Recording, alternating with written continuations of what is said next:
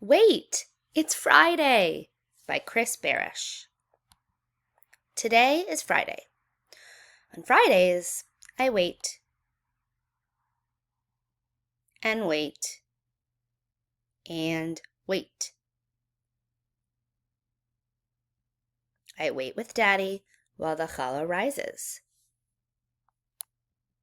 I wait with Dana while the matzah balls cook. I wait with Helen while the laundry gets done. I wait with Daddy while he pays for our groceries. Back at home, I wait with Sissy while Mommy parks her car.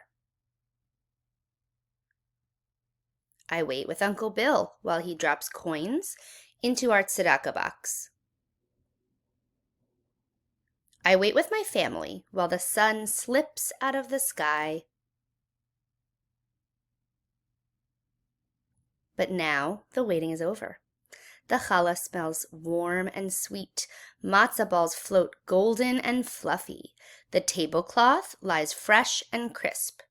Irises stand tall in a sparkly vase, and candlelight makes wispy shadows on the wall. Shabbat is here.